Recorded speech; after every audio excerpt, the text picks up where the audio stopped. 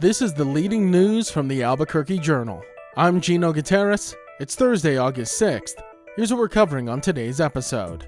As students across New Mexico prepare to return to the classroom, 2 Albuquerque charter schools and a Catholic school will not reopen for classes this fall. To understand more about why this is happening, we now turn to the Journal's education reporter Natalie Robbins, who's been following this story. Natalie, thank you so much for joining me. What can you tell us about these schools and why they're shutting their doors? Sure.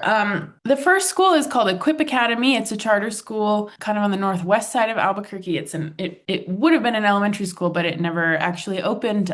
They had a meeting of the governing board on Monday where they announced that they were going to be closing because they just couldn't get enough students. Another charter school called Vaz Collegiate Preparatory School, which is a middle school in the International District, closed on June 30th after what they say is a decline in enrollment. The school opened in 2021 and they had 106 students last school year, which is what they told me. And also a Catholic school, the Holy Ghost Catholic School in Albuquerque, closed after 73 years open. And Natalie, you mentioned in your answer and in your story how declining enrollment was really kind of the culprit behind all 3 of these schools shutting their doors. And that's something that we've seen across the country. It's also something we're seeing a lot at APS. You mentioned in your story that they've lost over 22,000 students over the past decade. That is a pretty significant figure when you think about it. Right. APS is down from, I think it was 86,500 students 10 years ago to 63,700 students last year. This is pretty consistent all across the country. People are just not having children the way they used to, or they weren't, some 15, 18 years ago. We can think back to, 18 years ago and remember sort of how the economy was. It wasn't super conducive to having children.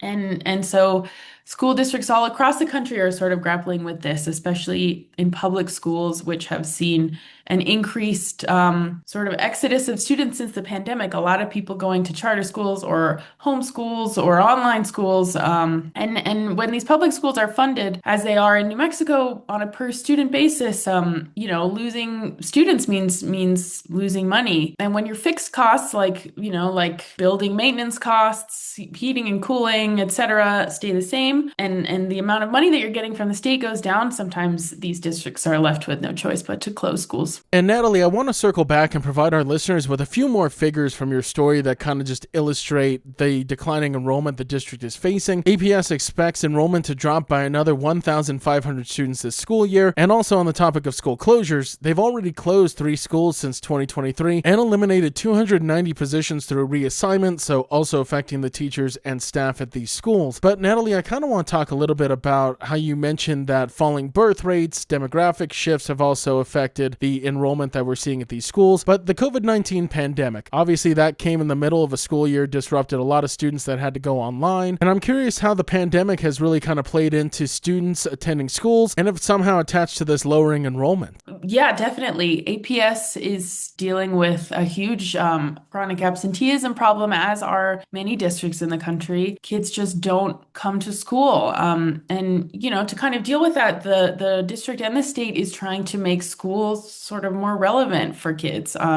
give them a more useful education, a more stimulating education, sort of make them want to be there. So we'll see if that works. So a very fascinating story, Natalie, is declining enrollment causing 3 schools to close ahead of the upcoming school year. Thank you so much for stopping by and sharing the latest with us. Thank you.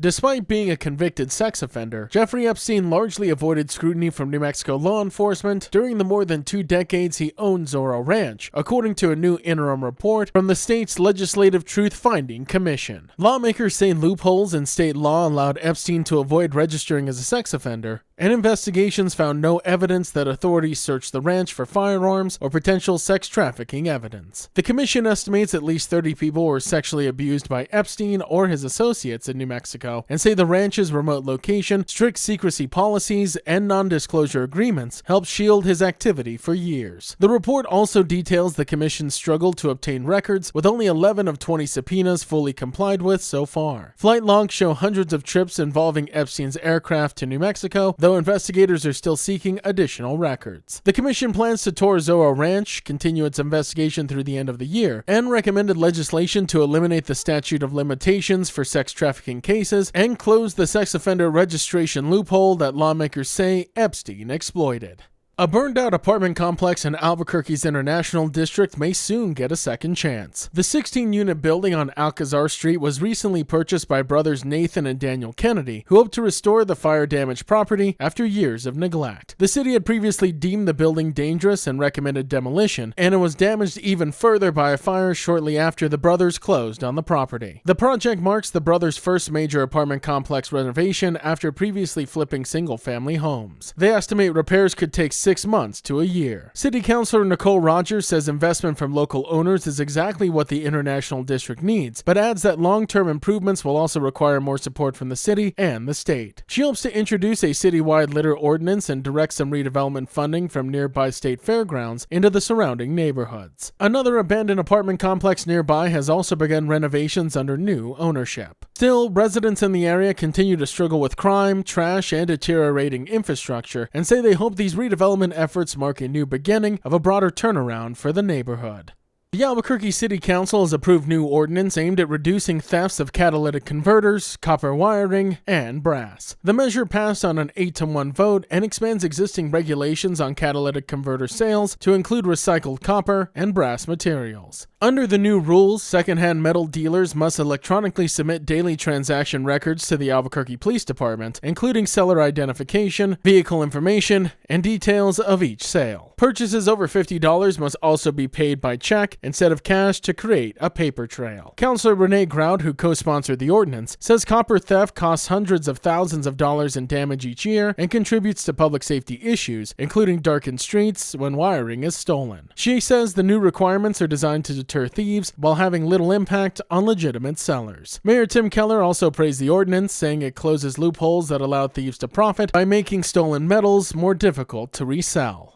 And the Albuquerque International Balloon Fiesta has unveiled its official poster for the 2026 event. Titled Chirp 409 Manifesta, was created by local artist Travis Bruce Black and features a roadrunner surrounded by colorful hot air balloons beneath New Mexico's signature blue skies. Black, who moved to New Mexico in 2005 to attend the University of New Mexico, says the piece reflects his appreciation for the state's community, culture, and unique landscape. He says he hopes the artwork captures what he calls the, quote, strange beauty of New Mexico. Signed and unsigned prints of the poster are now available through the Balloon Fiesta gift shop and online. They will also be sold at the official merchandise tent during the 2026 Albuquerque International Balloon Fiesta, which runs from October 3rd through October 11th. The leading news is powered by the journalism of the Albuquerque Journal. If you enjoy hearing all of the stories we share with you here daily, please consider becoming a digital subscriber to the Journal by utilizing the discount code in our show notes. Every subscription helps support local journalism and allows us to provide you with the news that matters to you. Now taking a look at Albuquerque's weather forecast. Today you can expect sunny and hot skies with a high near 101, and as for this evening, partly cloudy with a low around 68. To keep up with all the latest news from the Albuquerque Journal, you can visit our website at abqjournal.com. That's the leading news. I'm Gino Gutierrez. We'll be back tomorrow.